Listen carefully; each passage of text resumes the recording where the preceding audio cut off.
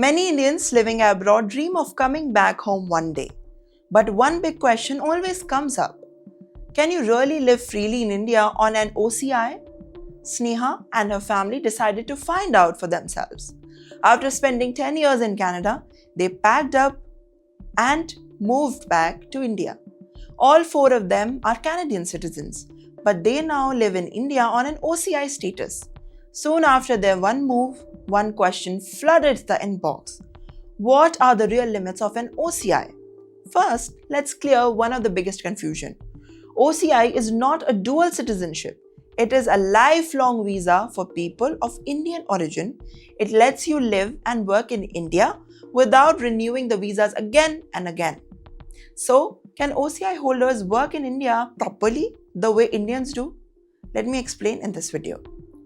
Sneha explained that OCI holders can work in private companies just like anyone else does. There are only two big rules.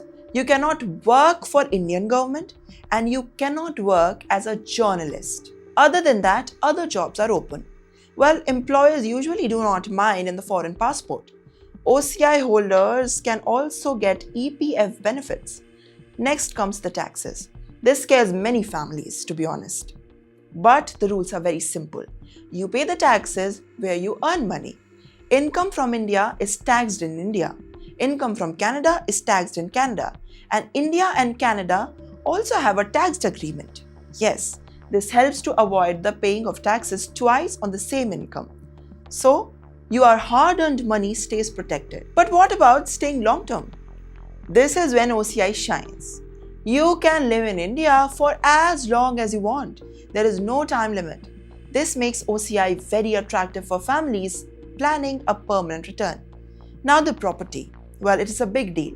OCI holders can buy flats and houses in India. But there is one restriction. You cannot buy agricultural land.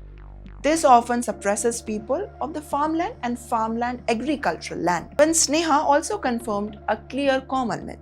School fees are usual for the OCI and Indian students. But at the college level, some universities charge higher fees for the foreign nationals. Always check before applying. Passports and paperwork are almost easier than you think.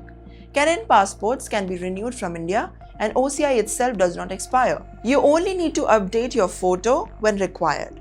And in the end, OCI gives you freedom but not full rights. You cannot vote, you cannot work in the government jobs, you cannot buy farmland, but you can live, work and build a life in India. So for many in the Indian diaspora, OCI is not perfect, but it may be the bridge back home.